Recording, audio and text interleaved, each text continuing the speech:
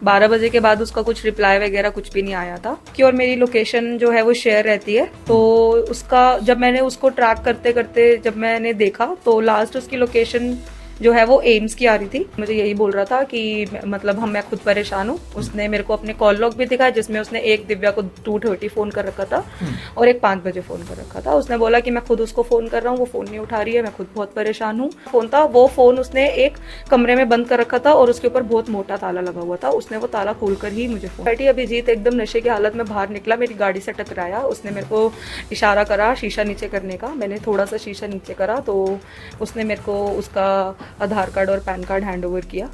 तो जब हम ऊपर 114 पे पहुंचे तो अभिजीत बहुत छोटी सी जगह पर बैठा लेटा हुआ था, बिल्कुल ऐसे जैसे जिसको ठंड लगती है ऐसे पोस्चर में, और उसने एक ब्लू कलर का ब्लैंकेट डाल रखा था।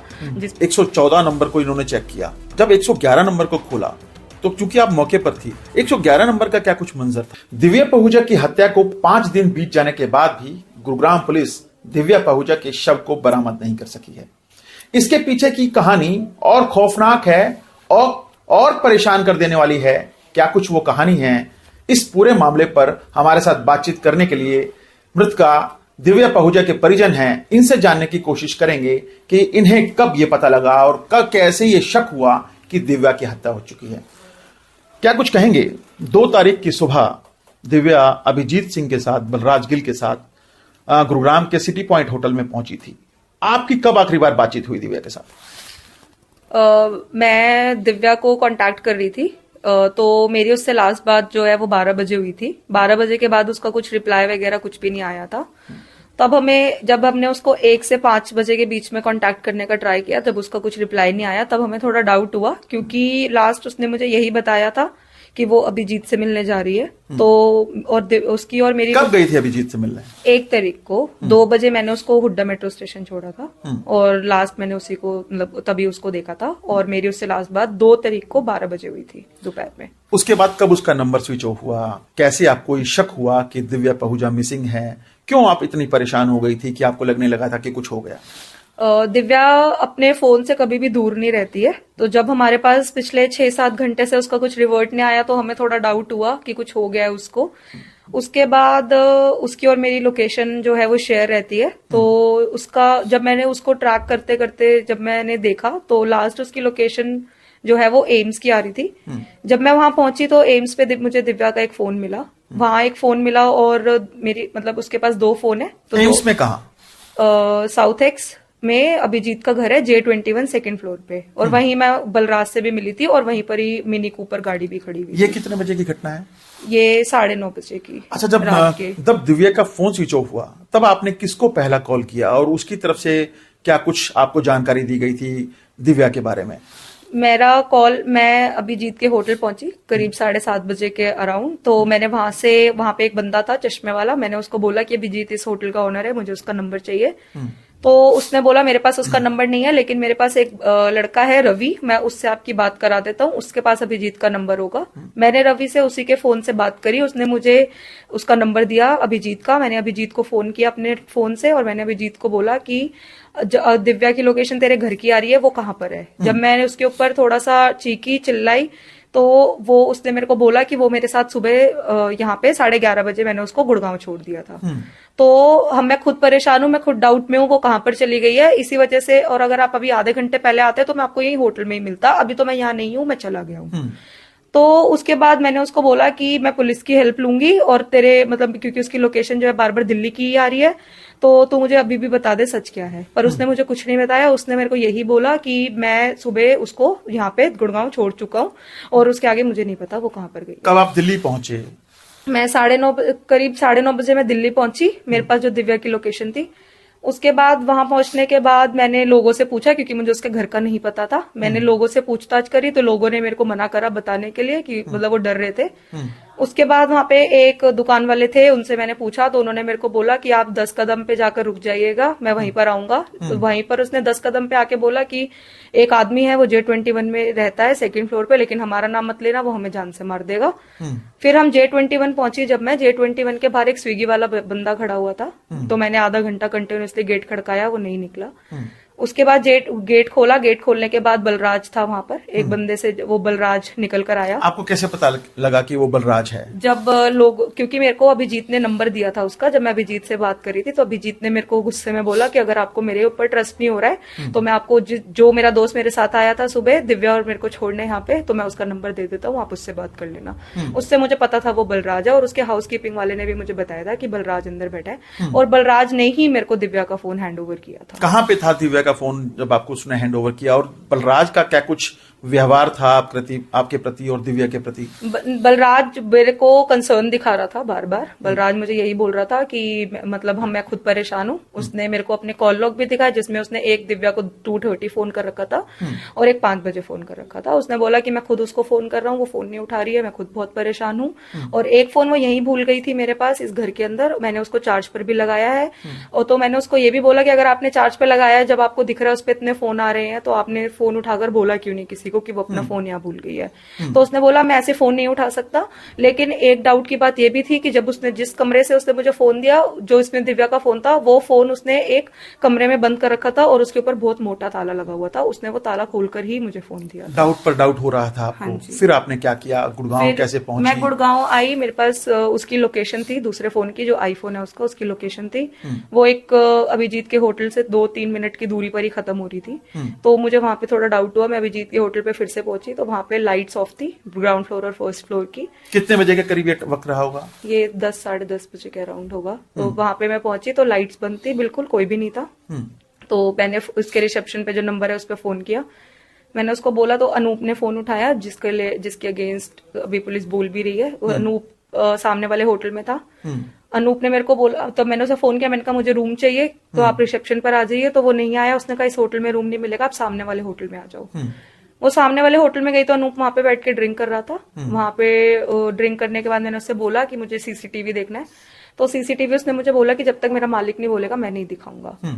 उसके बाद ये होने के बाद मैंने अभिजीत को फोन किया। अभिजीत ने मेरे को अच्छा, अभिजीत तब तक आपके लगातार फोन उठाता रहा? हाँ, अभिजीत ने बल्कि मेरे को वापस फोन भी करा और ये बोला कि कोई luck there is any chance कि जिससे वो मतलब मिल गई। तो मैंने उसको बोला नहीं, अभी ऐसा कुछ पता नहीं लग पाया है। वो और बलराज कंटिन्यूसली मुझे कंसर्न दिखा रहे थे, एज इफ उन्होंने कुछ करा ही ना हो।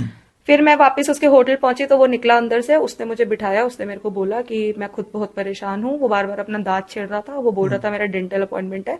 उसके बाद भी मैं यहाँ हूँ क्योंकि मेरे को खुद डाउट हो रहा है कि वो कैसे कहीं जा सकती है। जब आपसे बातचीत कर रहा था क्या कुछ डर था उसके बिहेवियर में, या फिर कुछ चेंजिंग आपने कुछ नजर आई हो?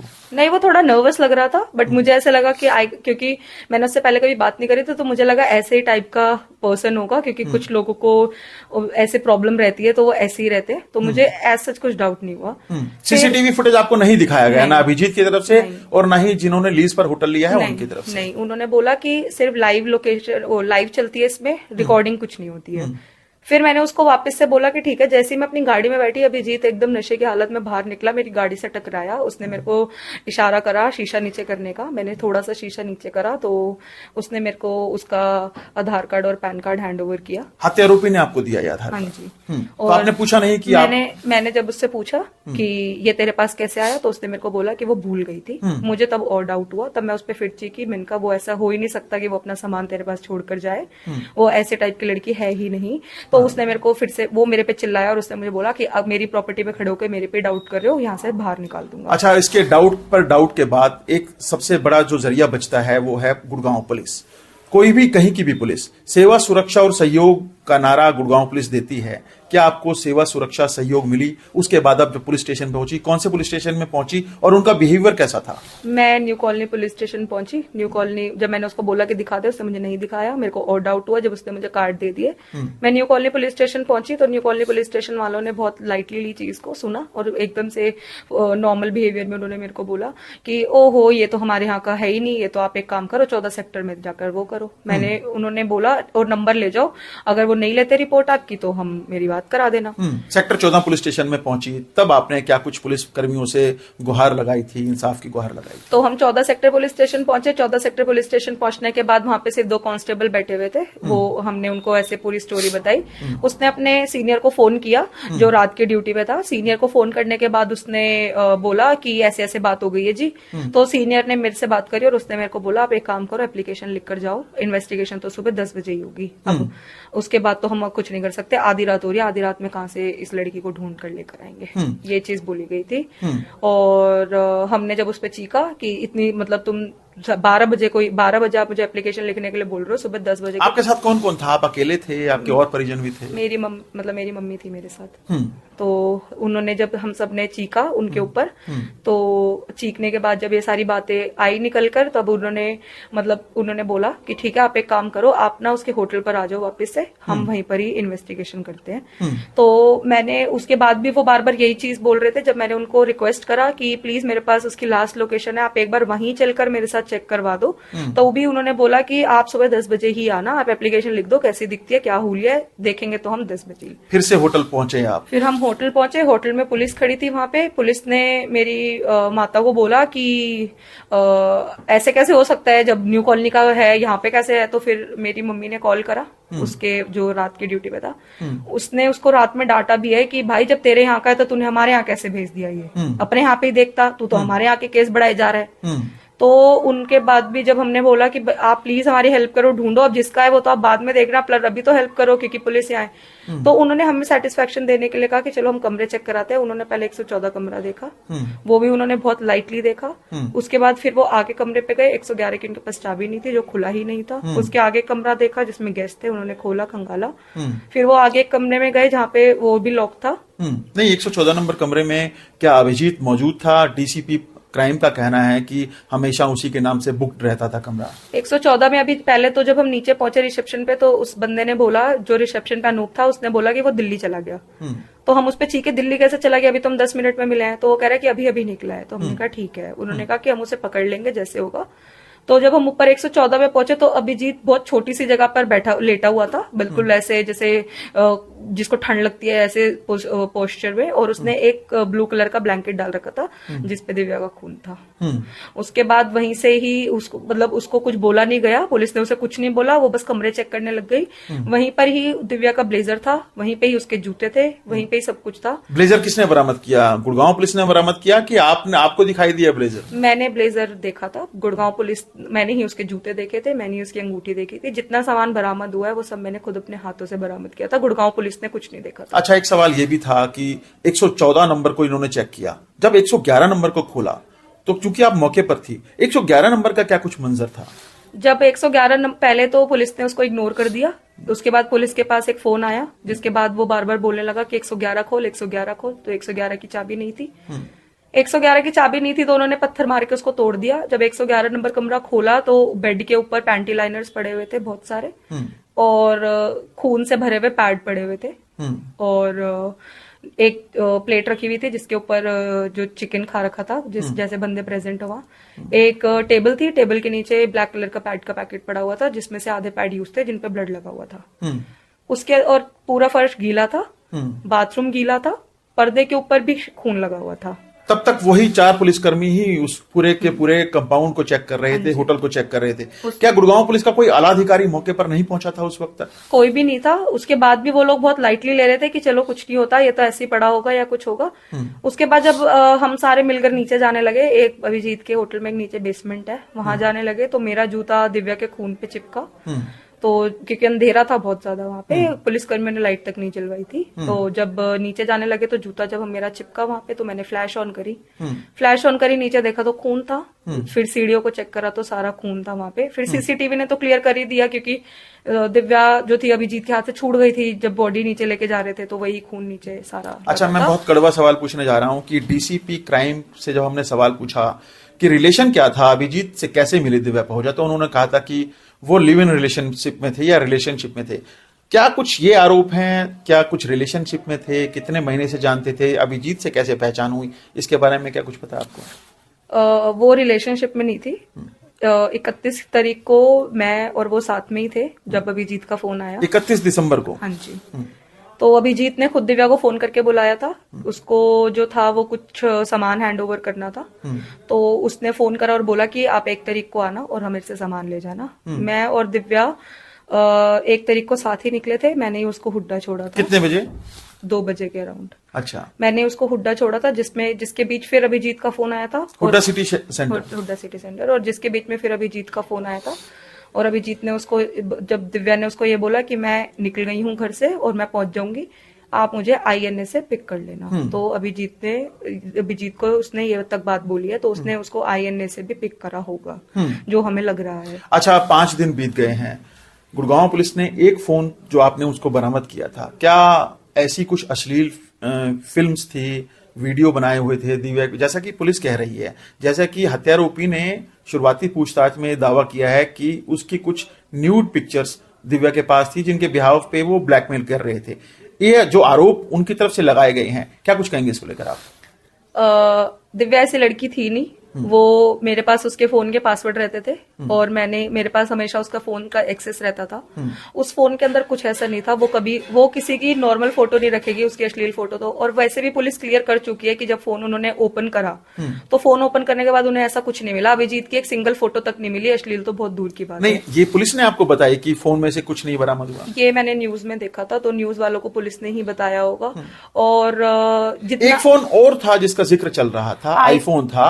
वो आईफोन कहाँ है? वो आईफोन अब तक उन्होंने ढूंढा नहीं है। मैं डीसीपी से मिली थी, मैंने बार बार यही सेम चीज उनको बार बार बोली है, आप आईफोन ढूंढो, आपको सच मिल जाएगा। क्योंकि आईफोन में ही जो था वो वही आईफोन यूज करती थी और आईफोन में ही उसकी चीजें मिल जाएंगी। क्योंकि जो भी कॉल लोग है वो आईफोन से ही बरामद होंगे कि जिसने कॉल करा, जिसने कॉल नहीं करा, वो उसी में पता चला था। अभिजीत अक्सर दिव्या को फोन करता था और अपनी बीवी से तलाक हो रहा है, ये हो रहा है, वो हो रहा है, उसका बोलता था। क्योंकि मैं और दिव्या सेम रूम शेयर करते हैं, तो हमें उससे ही मेरे एक आरोप और लगाया डीसीपी क्राइम ने कि बिंदर गुज्जर से बात कराई थी अभिजीत की दिव्या ने। क्या कुछ इसमें सच्चाई है? क्या कुछ बिंदर गुज्जर के साथ क्या कुछ कांटेक्ट था? क्योंकि ये केस चल रहा है, वो सबको पता ही है। तो बिंदर गुज्जर ने एक बार जो है वो उसको अपने कुछ वकील के पैसे वैसे कुछ देना होगा, मुझे नहीं पता। उसके लिए एक बार उसने बस दिव्या को बोला था बात कराने के लिए, लेकिन उसके आगे क्या बात हुई, क्या से बात नहीं हुई, वो नहीं पता। क्योंकि वो बिंदर गुज्जर ने और उसी ने ही बात करी थी। 5 दिन बीत गए हैं, डेड बॉडी नहीं मिली है, क्या कुछ मांग करना चाहेंगे आप? मुझे बस इतना ही है कि पुलिस ने शुरू में ही वैसे भी इन्वेस्टिगेशन में बहुत ढीले कर दिया था। जब उसने आरोपी को जो है 2 बजे करीब पकड़ लिया था, तो रात को 2 बजे 2 जनवरी को। हाँ जी। तो उसी टाइम ही गाड़ी का जो नंबर है वो ले सकते थे। सुबह 5 बजे का इंतजार करा उन्होंने कि गाड़ी का नंबर जो है वो आरोपी से ही लिया जाए। और पुलिस ने उसको 5 दिन की रिमांड पर भी लिया है, लेकिन उसके ऊपर कुछ टॉर्चर नहीं हो रहा है। अच्छा, पुलिस ये कह रही थी मीडिया के सवालों के जवाब में कि उन्होंने जैसे ही मर्डर की सूचना मिली, इन्वेस्टिगेशन शुरू की, तो रात को ही क्राइम ब्रांच को मूव ऑन किया था बलराज गिल के पीछे, जो कि BMW गाड़ी में दिव्या पहूजा के शव को लेकर फरार हुआ था। वो झूठ बोल रहे हैं, ऐसा कुछ नहीं हुआ है। सुबह 8-9 बजे तक भी क्राइम ब्रांच को ये नहीं सौंपा गया था। 10 बजे जब मैंने FIR दी है तब जाके जो चीज है वो क्राइम ब्रांच को सौंपी गई है और क्राइम ब्रांच के लोग हमसे मिले हैं। और अगर वो पीछे निकाले भी गए होंगे, जो भी किया होगा, तो वो शायद सुबह जब 5 बजे गाड़ी का उनको नंबर मिला, जब जो अभिजीत ने उनको खुद से दिया था, तब उन्होंने निकाल दी हो, तो उसका कुछ आइडिया नहीं है। लेकिन पुलिस हमें अभी भी यही कहती है कि फोन करने की जरूरत नहीं है, हमारी इन्वेस्टिगेशन जो है वो अच्छा, अब जब फोन कर रहे हैं आप बार बार कि कब मिलेगा शव, क्या कुछ इन्वेस्टिगेशन में हुआ, तो गुड़गांव पुलिस का क्या कुछ रवैया है आपके प्रति? गुड़गांव पुलिस बस यही बोलती है कि ढूंढ रहे हैं, कर रहे हैं, ढूंढ रहे हैं, कर रहे हैं, कुछ मतलब अब मिल जाएगी, हो जाएगा। और बीच में जो जितने भी सीनियर हैं वो तो मेरे को ये तक भी बोल देते हैं कि फोन करने की जरूरत नहीं है, क्योंकि हमारी इन्वेस्टिगेशन में बीच में जो है वो प्रॉब्लम होगी, दिक्कत आएंगी, आप बार बार फोन करोगे तो। इसलिए जब कुछ भी मिलेगा तो मैं तभी बताऊंगा, इससे पहले आप मुझे फोन ना करें। तो एक तरफ डीजीपी हरियाणा जहां कहते हैं कि महिला सुरक्षा को लेकर बेहद संवेदनशीलता बरती जाए, तो वहीं दूसरी तरफ दिव्या पहूजा की हत्या के बाद जिस तरह की संवेदनशीलता गुरुग्राम पुलिस को दिखानी चाहिए थी, मसलन ये न्यू कॉलोनी पुलिस स्टेशन में पहुंचे, बलदेव नगर इलाके में रहते हैं, इनका इलाका न्यू कॉलोनी पुलिस स्टेशन लगता है, तो वहां पर जाने के बाद न्यू कॉलोनी पुलिस स्टेशन द्वारा कहा गया कि सेक्टर 14 चाहिए। सेक्टर 14 पुलिस स्टेशन इनको ये जब ये वहां पे पहुंचे पुलिस थाने में, तो वहां पे ये कहा गया कि ये एप्लीकेशन लिख जाइए, सुबह 10 बजे के बाद इन्वेस्टिगेशन शुरू करेंगे। तो काफी गंभीर आरोप जरूर हैं। हालांकि 5 दिन के बाद भी गुड़गांव पुलिस दिव्या पहूजा के शव को बरामद नहीं कर सकी है।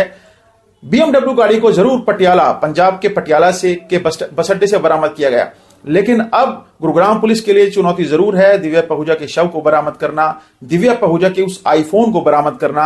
हालांकि अब परिवार की तरफ से यह भी कहा जा रहा है कि जो एक फोन दिव्या पहूजा का गुड़गांव पुलिस को हैंडओवर किया गया है, उस फोन के अंदर न तो अभिजीत की कोई अश्लील फोटो थी, न ही वीडियो, यानी ये आरोप बेबुनियाद जरूर साबित हो रहे हैं। कैमरामैन जितेंद्र शर्मा के साथ नीरज वशिष्ठ, गुरुग्राम,